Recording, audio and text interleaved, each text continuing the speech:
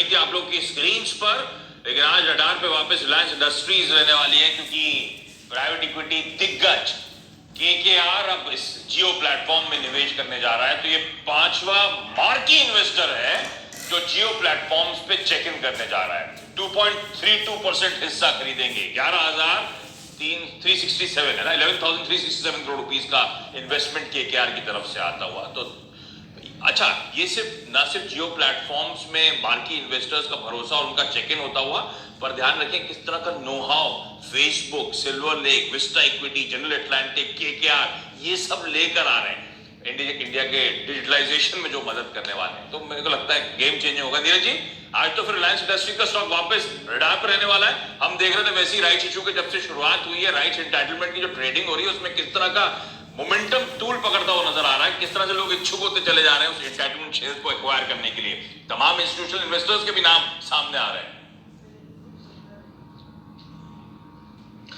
बेशक आशीष, जिस तरीके से दुनिया की बड़ी कंपनियां, बड़े प्राइवेट इक्विटी फंड्स, बड़े टेक फंड्स जियो प्लेटफॉर्म पे ले रहे हैं हिस्सेदारी, उससे तो ये स्वाभाविक है कि इसमें बहुत ज़्यादा दिलचस्पी लोगों की बनेगी और वैल्यूएशन से लगातार रिच होते जा रहे हैं इसके। और अब इस तरीके से क्लोज टू $2 बिलियन अगर निवेश कर रहा है केकेआर, तो ये बहुत बड़ी बात है। और हमें लगता है कि इस माहौल में जहाँ पे दुनिया में सब जगह मंदी की बातें हो रही हैं, कोई नया बिजनेसेस नहीं आ रहा, वहाँ पे इतना निवेश अगर जियो प्लेटफॉर्म पे आ रहा है तो ये बहुत बड़ी बात है।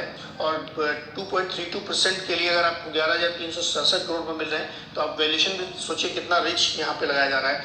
तो मुझे लगता है कि आज फिर से पूरे मार्केट को RIL लीड करता हुआ आपको दिखेगा, स्टॉक के हिसाब से भी, खबर के हिसाब से भी, और तमाम इसमें चीज़ें और जुड़ेंगी। और ये अंत नहीं है यहाँ पे, मैं ये भी जोड़ दे रहा हूँ कि और अभी ऐसी बड़ी खबरें आपको सुनाई पड़ेंगी कि और भी बहुत सारे लोग दिलचस्पी लेंगे इन्वेस्ट करने में और नए निवेश लाने में भारत में, क्योंकि जो सबसे बड़ा उभरता हुआ इस समय प्लेटफॉर्म है वो रिलायंस का जियो है। और जिस तरीके से उन्होंने अपने आप को प्रोजेक्ट किया है टेक प्लेटफॉर्म के तौर पे, ना कि टेलीकॉम कंपनी के तौर पे, तो मैं लगता है कि उसमें अभी लोगों की दिलचस्पी कम नहीं होगी, अभी और बढ़ेगी।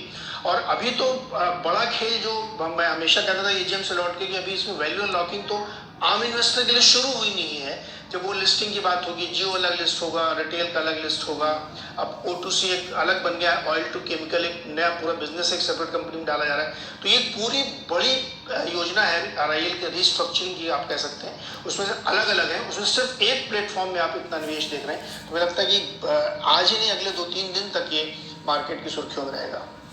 बिल्कुल, तो ये स्टॉक को अपने रडार पे रखिएगा। और ये जो राइट्स एंटाइटलमेंट में आप इतना उछाल आता हुआ देख रहे हैं, दरअसल देखिए आप स्टैगर्ड वे में उस स्टॉक को एक्वायर कर रहे हैं। 25% एप्लीकेशन पे, 25% अगले साल जून में, और बचा हुआ 50% अगले साल नवंबर में। तो आप पार्ट पेमेंट करके और रिलायंस की जो स्टोरी अनफोल्ड हो रही है उस पर वो 1.5 साल का बेट ले रहे हैं आप आसानी से। इसीलिए इस तरह का रिलायंस एंटाइटलमेंट के शेयरों में, और आप देख रहे हैं मोमेंटम स्ट्रांग होता चले जा रहा है। तो परसों का मूव तगड़ा था, उसके ऊपर हमने देखा था कल भी 15-15.5% का उछाल आता हुआ। चलिए एक काम करता हूं, इस नोट पर क्विकली आप एक छोटा सा